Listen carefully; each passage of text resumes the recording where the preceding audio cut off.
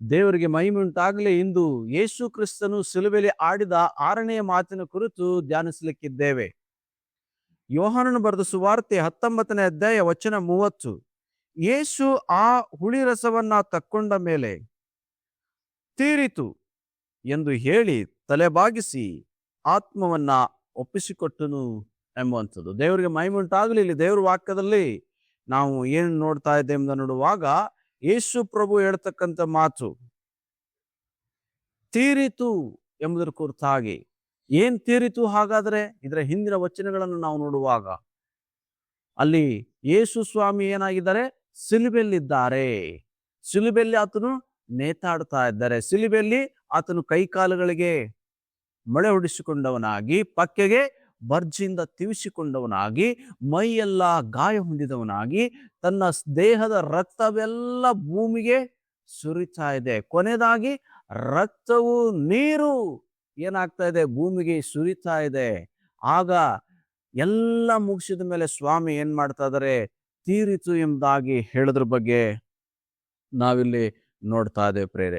ಯೇಸು ಸ್ವಾಮಿ ಶಿಲುಬೆಯಲ್ಲಿ ಏನನ್ನ ತೀರಿಸಿದ್ದಾನೆ, ಏನನ್ನ ಮಾಡಿ ಮುಗಿಸಿದ್ದಾನೆ ಎಂಬುದರ ಕುರಿತಾಗಿ ನೋಡುವಾಗ ಮೊದಲನೇದಾಗಿ ಆತನು ಪಾಪಕ್ಕೆ ಆಗಬೇಕಾದ ಶಿಕ್ಷೆಯನ್ನು ಅನುಭವಿಸಿ ತೀರಿಸಿದ್ದಾನೆ. ಅಂದರೆ ಮಾನವರೆಲ್ಲರೂ ಸಹ ಪಾಪಿಗಳಾಗಿದ್ದಾರೆಂದ, ಹುಟ್ಟುತ್ತಲೇ ಪಾಪಿಗಳಾಗಿದ್ದರಿಂದ ಎಲ್ಲರ ಪಾಪಗಳ ನಿವಾರಣೆಗೋಸ್ಕರವಾಗಿ ಆತನೇನ್ ಮಾಡಿದ್ದಾನೆ ಅಂತಂದ್ರೆ ಶಿಕ್ಷೆಯನ್ನು ಅನುಭವಿಸಿದ್ದಾನೆ. ದೇವರ ಒಂದು ಕಾನೂನು, ತಪ್ಪು ಮಾಡಿರ್ತಕ್ಕಂಥ ವ್ಯಕ್ತಿ ಶಿಕ್ಷೆ ಹೊಂದಲೇಬೇಕೆಂಬತಕ್ಕಂಥ ದೇವರ ನೇಮ ಆಗಿತ್ತು. ಆ ದೇವರ ನೇಮವನ್ನು ಏನ್ ಮಾಡಿದ್ದಾನೆ ಅಂತಂದ್ರೆ ಮಾಡಿ ತೀರಿಸಿದ್ದಾನೆ, ಮುಗಿಸಿದ್ದಾನೆ. ಕ್ರಿಸ್ತನು ಶಿಲುಬೆಯಲ್ಲಿ ಏನು ತೀರಿಸಿದ್ದಾನೆ? ಆತನು ನಿನ್ನ ಪಾಪಗಳಿಗಾಗಿ ಶಿಕ್ಷೆಯನ್ನ ಅನುಭವಿಸಿ ತೀರಿಸಿದ್ದಾನೆ.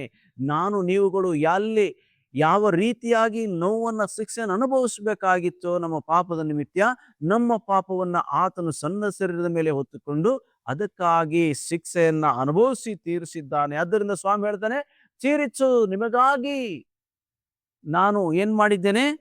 ಆಗಬೇಕಾಗಿರ್ತಕ್ಕಂಥ ಶಿಕ್ಷೆಯನ್ನ ಮಾಡಿ ತೀರಿಸಿದ್ದೇನೆ ಎಂಬುದಾಗಿ ಹೇಳದನ್ನು ನಾವು ನೋಡ್ತಾ ಇದ್ದೇವೆ ಪ್ರೇರ. ಮಾತ್ರವಲ್ಲ, ಆತನು ಸರ್ವ ಜನರ ಪಾಪಗಳಿಗಾಗಿ, ಕೇವಲ ನಿನ್ನ ಅಲ್ಲ, ಎಲ್ಲ ಸಮಸ್ತ ಲೋಕದ ಜನರಿಗೋಸ್ಕರವಾಗಿ ಆತನೇನ್ ಮಾಡಿದ್ದಾನೆ? ಶಿಕ್ಷೆಯನ್ನ ಅನುಭವಿಸಿ ಮುಗಿಸ್ತಾ ಇದ್ದಾನೆ, ತೀರಿಸ್ತಾ ಇದ್ದಾನೆ. ಆದ್ದರಿಂದ ಸ್ವಾಮಿ ಎಲ್ಲ ತೀರಿಸು ಎಂಬುದಾಗಿ ಹೇಳೋದನ್ನ ನಾವು ನೋಡ್ತೇವೆ. ಅಂದ್ರೆ ಪಾಪಕ್ಕೆ ಆಗಬೇಕಾಗಿದ್ದ ನಿಂದೆಯನ್ನ ಅನುಭವಿಸಿ ತೀರಿಸಿದ್ನು. ಯೇಸು ಸ್ವಾಮಿ ಏನ್ ಮಾಡಿದ್ರು? ಕೇವಲ ಗಾಯಗೊಳಿಸ್ಲಿಲ್ಲ, ನಿಂದನೆಯನ್ನ ಮಾಡಿದ್ರು. ಯಾರೆಲ್ಲ ನಿಂದನೆ ಮಾಡಿದ್ರು? ಯೇಸು ಸ್ವಾಮಿ ಆ ಶಿಲುಬೆಯನ್ನು ಹೊತ್ತುಕೊಂಡು ಬರುವಂತ ಸಮಯದಲ್ಲಿ ಅನೇಕ ಜನರು ಏನ್ ಮಾಡಿದ್ರು ಅಂದ್ರೆ ಯೇಸು ಸ್ವಾಮಿಗೆ ನಿಂದನೆ ಮಾಡಿದ್ರು. ಇಷ್ಟು ದಿವಸಗಳು ಸತ್ತವರನ್ನ ಬದುಕಿಸಿದ ಆತನು, ಇಷ್ಟು ದಿನ ರೋಗಿಗಳನ್ನ ಸ್ವಸ್ಥ ಮಾಡಿದ ಆತನು, ಇವತ್ತು ತನ್ನನ್ನ ರಕ್ಷಿಸಿಕೊಳ್ಳಲು ಅಶಕ್ತನಾಗಿದ್ದಾನೆ ಎಂಬುದಾಗಿ ಆತನನ್ನ ಗೇಲಿ ಮಾಡಿದರು. ಆತನಿಗೆ ಮುಖಕ್ಕೆ ಉಗಿದ್ರು, ಆತನ ಮುಖಕ್ಕೆ ಹೊಡೆದ್ರು, ಇಲ್ಲ ಸಲ್ಲದ ಮಾತುಗಳನ್ನಾಡಿ ಆತನನ್ನೇ ಮಾಡಿದ್ರು ಅಂತಂದ್ರೆ ನಿಂದೆ ಮಾಡಿದ್ರು, ನಿಂದಿಸಿದರು, ಆತನಿಗೆ ವಿರುದ್ಧವಾಗಿ ಮಾತಾಡಿದ್ರು ಪ್ರೇರೆ. ಅದು ಯಾರ ನಿಮಿತ್ತ ಅಂದ್ರೆ ಪಾಪಿಗಳಾದ ಮಾನವರ ನಿಮಿತ್ತ. ನಾವು ಮಾಡಿದ ಪಾಪಕ್ಕಾಗಿ ನಾವು ನಿಂದೆ ಅವಮಾನಕ್ಕೊಳಗಾಗಬೇಕಾಗಿತ್ತು. ನಮ್ಮ ಪರ ಕರ್ತನು ನಿಂದೆ ಅವಮಾನಗಳನ್ನ ಸಹಿಸಿ ತೀರಿಸಿದ್ದಾನೆ, ಮುಗಿಸಿದ್ದಾನೆ. ನಿನ್ನ ಪರವಾಗಿ ಸ್ವಾಮಿ ಏನ್ ಮಾಡಿದ್ದಾನೆ? ಜನರಿಂದ ನಿಂದೆಗಳನ್ನ ಅನುಭವಿಸಿ ತೀರಿಸಿದ್ದಾನೆ. ಅದಕ್ಕೆ ಸ್ವಾಮಿ ಹೇಳ್ತಾನೆ, ತೀರಿಸು, ನಿಮಗಾಗಿ ನಾನೇನ್ ಮಾಡಿದ್ದಾನೆ? ನಿಂದೆ ಅವಮಾನಗಳನ್ನ ಅನುಭವಿಸಿ ತೀರಿಸಿದ್ದೇನೆ. ಇವತ್ತು ನೀವು ಪಾಪಿಗಳಲ್ಲ, ನೀವು ಮತ್ತೆ ಇದನ್ನ ಅನುಭವಿಸುವಂತ ಅವಶ್ಯಕತೆ ಇಲ್ಲ ಎಂಬುದಾಗಿ ಕರ್ತನು ಹೇಳೋದನ್ನ ನಾವು ನೋಡ್ತಾ ಇದ್ದೇವೆ ಪ್ರೇರೆ. ಮಾತ್ರವಲ್ಲ, ಪಾಪಕ್ಕೆ ಆಗ್ಬೇಕಾಗಿರ್ತಕ್ಕಂಥ ಶಿಕ್ಷೆಯನ್ನ ಆತನೇನ್ ಮಾಡಿದಾನೆ ಅಂದ್ರೆ ಅನುಭವಿಸಿ ಮುಗಿಸಿದ್ದಾನೆ. ಪಾಪದ ಸಂಬಳ ಮರಣ.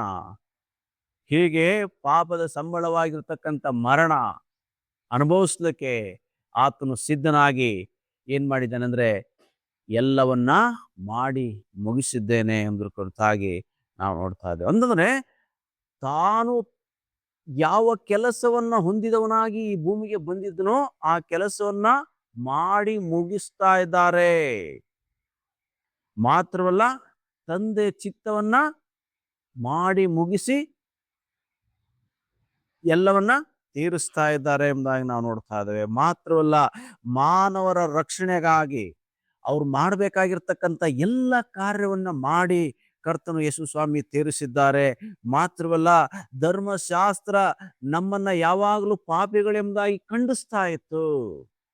ನಾವು ದೇವರ ಬಳಿಗೆ ಹೋಗದಂತೆ ಧರ್ಮಶಾಸ್ತ್ರ ಅನೇಕ ವಿಷಯಗಳು ನಮಗೆ ತಡೆಯಾಗಿತ್ತು. ಆ ಧರ್ಮಶಾಸ್ತ್ರದ ಅನುಸಾರವಾಗಿ ಏನ್ ಮಾಡಿದ್ದಾರೆ, ಇರುವಂತ ಎಲ್ಲ ತಡೆಗಳನ್ನ ತೆಗೆದುಹಾಕಿ ತೀರಿಸಿದ್ದಾರೆ. ಧರ್ಮಶಾಸ್ತ್ರದ ಪ್ರಕಾರ ಸ್ವಲ್ಪ ಕಡಿಮೆ ಎಲ್ಲಾ ವಸ್ತುಗಳು ರಕ್ತದಿಂದಲೇ ಶುದ್ಧೀಕರಿಸಲ್ಪಡುವವು, ರಕ್ತದಾರಿಲ್ಲದೆ ಪಾಪ ಪರಿಹಾರ ಉಂಟಾಗುವುದಿಲ್ಲ ಎಂಬುದಾಗಿ ದೇವರ ವಚನದಲ್ಲಿ ನಾವು ನೋಡ್ತೇವೆ ಪ್ರೇರೆ. ಅಂದರೆ ಧರ್ಮಶಾಸ್ತ್ರದ ಪ್ರಕಾರ ಒಬ್ಬ ವ್ಯಕ್ತಿಯ ಪಾಪ ಕ್ಷಮಾಪಣೆ ಆಗ್ಬೇಕಂದ್ರೆ ಒಂದು ರಕ್ತ ಸುರಿಸಲ್ಪಡಬೇಕಾಗಿತ್ತು.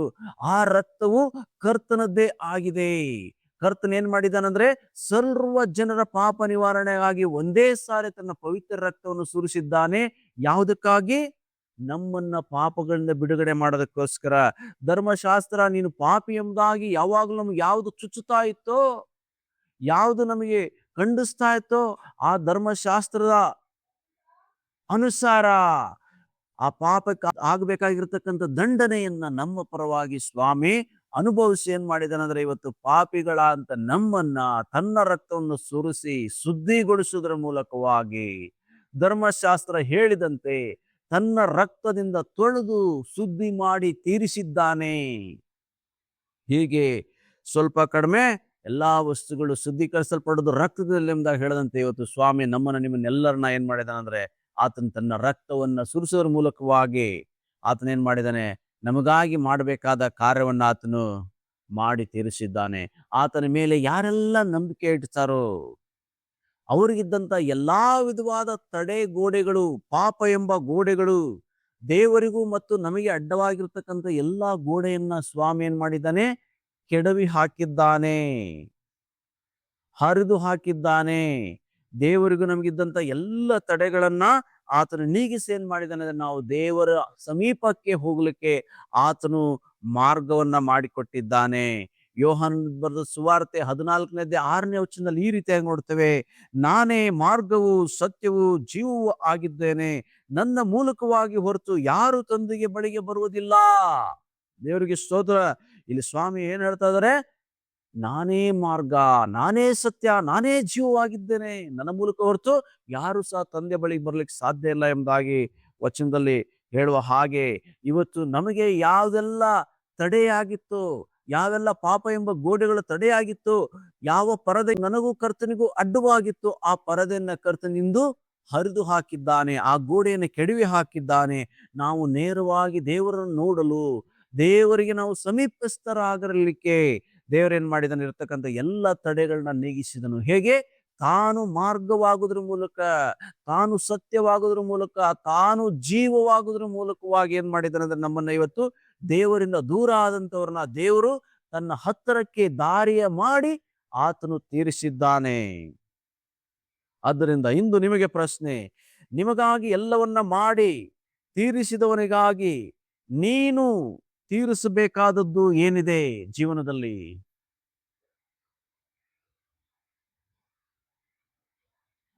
ನೀನು ಕರ್ತ ನಿನಗಾಗಿ ಏನೆಲ್ಲ ಮಾಡಿ ತೀರಿಸಿದ್ದಾನೆ, ನೀನು ಆತನಿಗಾಗಿ ಏನನ್ನು ಮಾಡ್ಲಿಕ್ಕಿದ್ದೆ, ಏನ್ ತೀರಿಸಬೇಕಾಗಿದೆ?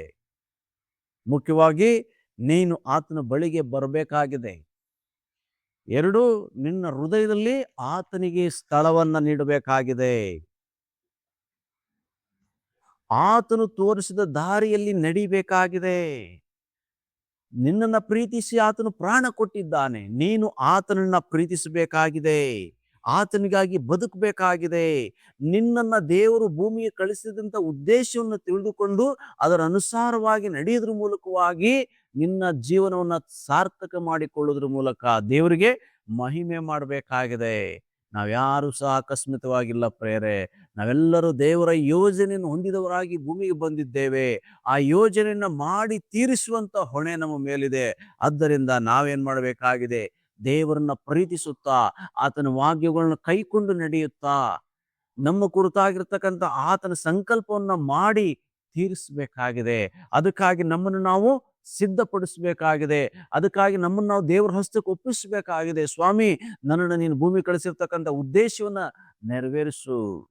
ನೀನು ಕೊಟ್ಟಂತ ಕೆಲಸವನ್ನು ಮಾಡಿ ತೀರಿಸ್ಲಿಕ್ಕೆ ನನಗೆ ಸಹಾಯ ಮಾಡು. ನೀನು ನನಗಾಗಿ ಎಲ್ಲವನ್ನು ಮಾಡಿ ತೀರಿಸಿದ ಹಾಗೆ ನಾನು ನಿನಗಾಗಿ ನೀನು ನನಗೆ ಕೊಟ್ಟಂತ ಎಲ್ಲ ಕೆಲಸಗಳನ್ನ ಮಾಡಿ ತೀರಿಸ್ಲಿಕ್ಕೆ, ನಿನ್ನ ನಾಮವನ್ನು ಮಹಿಮೆ ಮಾಡಲಿಕ್ಕೆ, ನಿನ್ನ ಚಿತ್ತದಲ್ಲಿ ನಡೀಲಿಕ್ಕೆ ನನಗೆ ಸಹಾಯ ಮಾಡು ಎಂಬುದಾಗಿ ನಾವು ಆತನಿಗೆ ನಮ್ಮನ್ನು ಒಪ್ಪಿಸಿಕೊಟ್ಟು ಪ್ರಾರ್ಥಿಸಬೇಕಾಗಿದೆ ಪ್ರೇರೆ.